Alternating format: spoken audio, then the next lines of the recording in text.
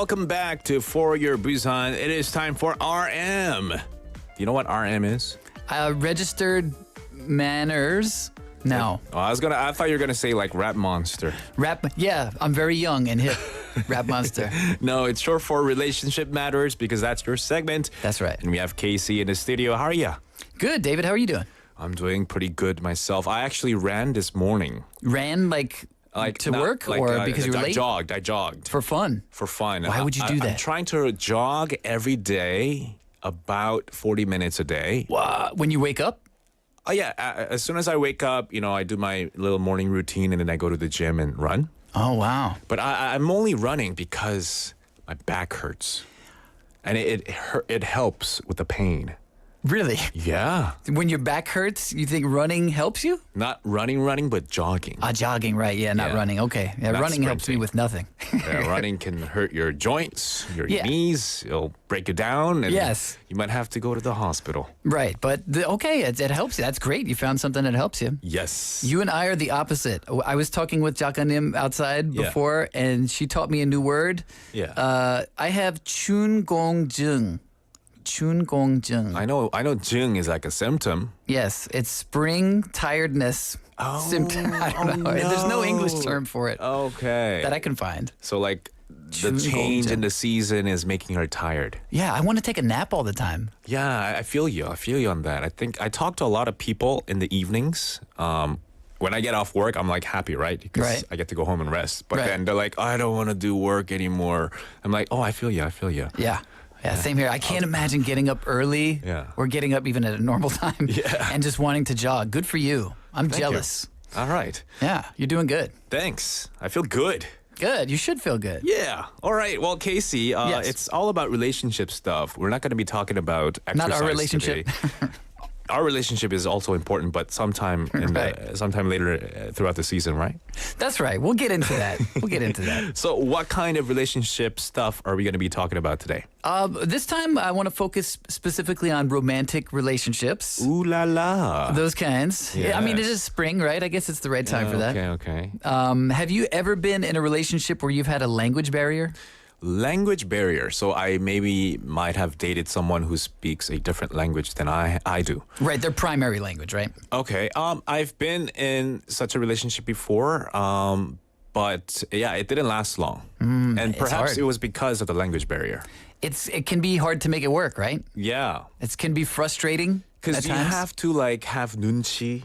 Oh, yes. And you have to use body language a lot of the times, and you can't show that negative emotion. Otherwise, you'll create a mess. Right. You'll end up fighting with that person. And typically, this might not always be the case, but if your language background is a little bit different, that means your cultural background might be different too. Yes. And sometimes body language is different culture to culture, right? For sure. Facial expressions could even be You misinterpreted. might be like this, no, but in some other cultural practices, it could mean, yes.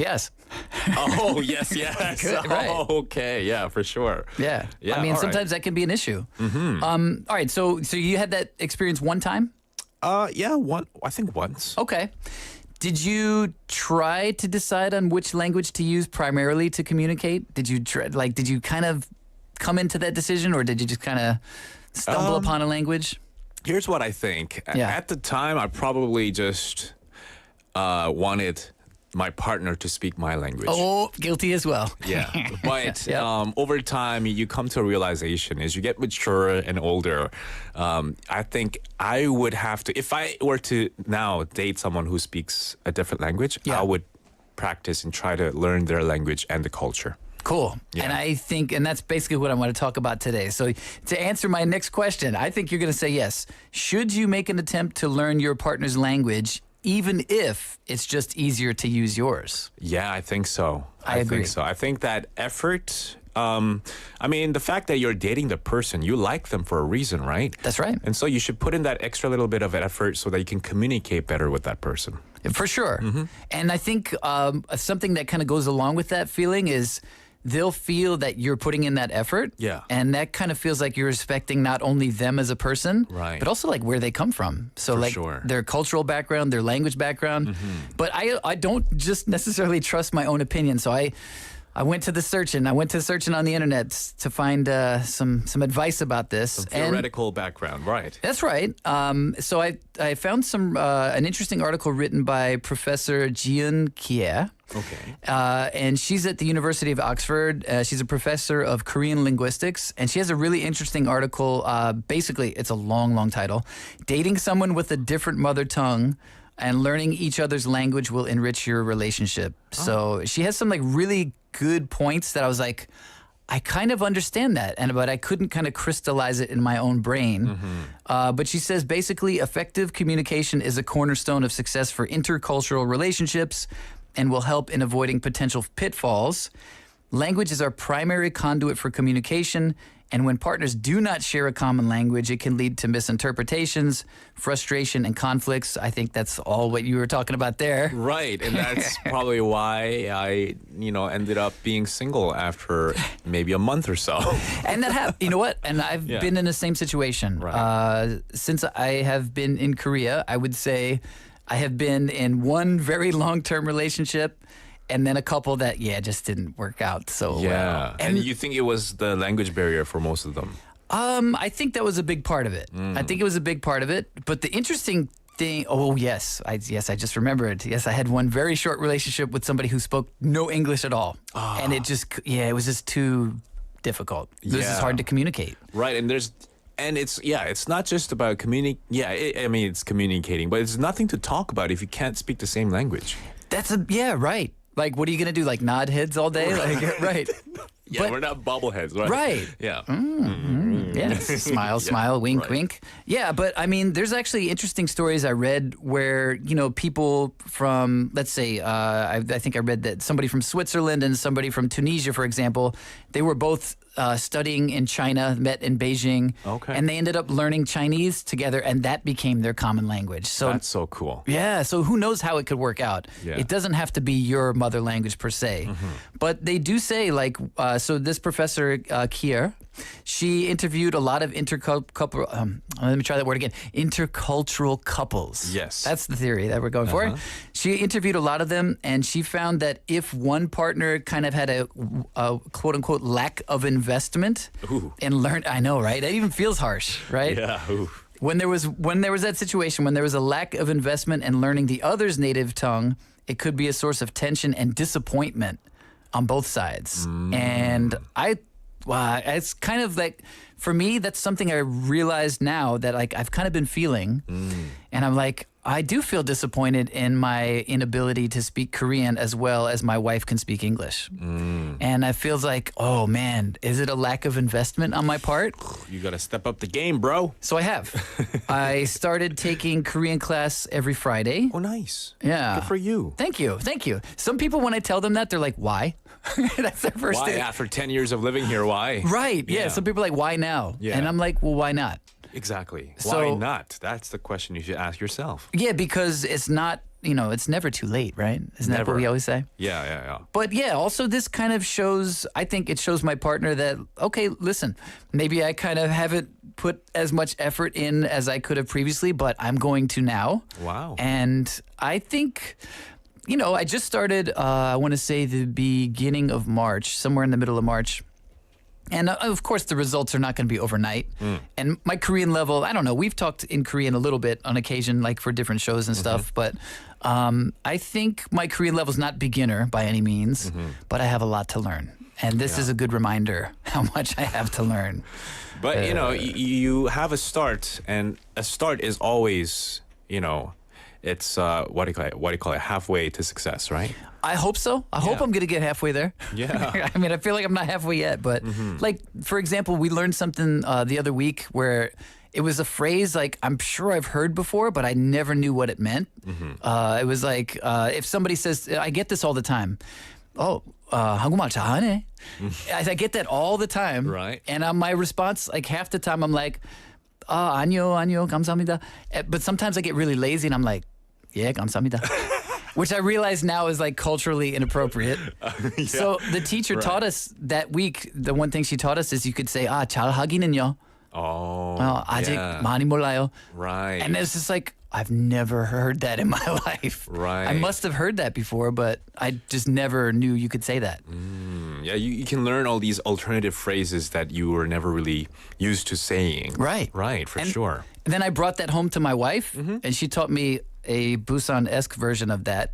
Shall I? Yeah, Shall I go share? ahead. She said, let me see if I can get it right. 잘하기는 못 잘해.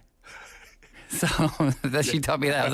I was like, I've probably heard it that way before. You got to have the intonation right? And that was pretty good. That Thank was you. really good. Thank you. Yeah, so it seems like your Korean classes are helping you a bit, huh? Yeah, and it's like something that, like I said, now this is something I can kind of share with my wife. Like, I learned this today, and she's like, she's interested in it too, and she's kind of telling me like, oh, cool, yeah, and this you can use this for this situation.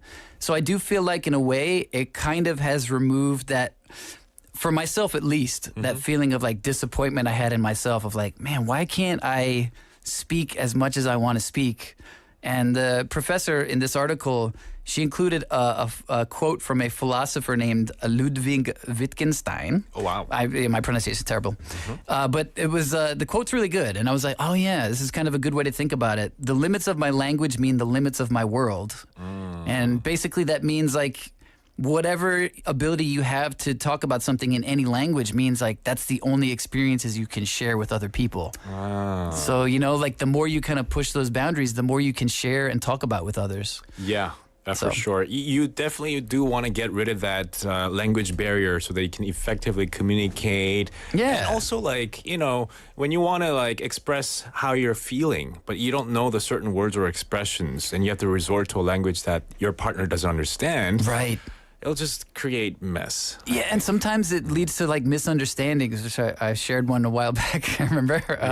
But yeah, just like maybe just a simple phrase that you use all the time. Yeah. And intonation between languages can be different and imply different, feelings. Yeah. Like Korean intonation and English intonation are very different. Oh, for sure. And, Busan intonation's a little bit different as well. Yeah. And sometimes if I hear that, I'm like, oh, why are you so angry? That's how I'm used to it now. Right. Before, I always thought they were a little bit angry. People were angry. I'm like, did I do something wrong? Like, what did I do to offend you? Right. But they mean no harm at all. Not at all. And in fact, might be very friendly in that tone, like the kind of tone that you reserve for people you know well. Exactly. So like learning language in that way can kind of help you kind of break through other kind of barriers as well. Exactly. So it is very important for you to step up the game and learn it. That's the key for overcoming language barriers in communication. I agree.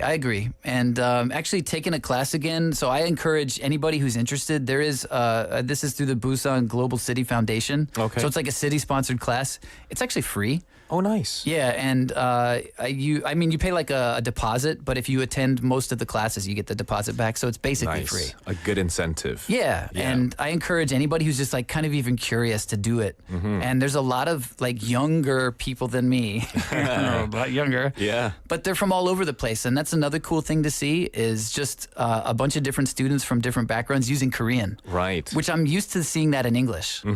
And it's just a whole different thing. It's like, oh, wow, it's a different mindset for me. I have to kind of like flip on my Korean brain and then try to communicate with people from different backgrounds, not Korean people. Yeah.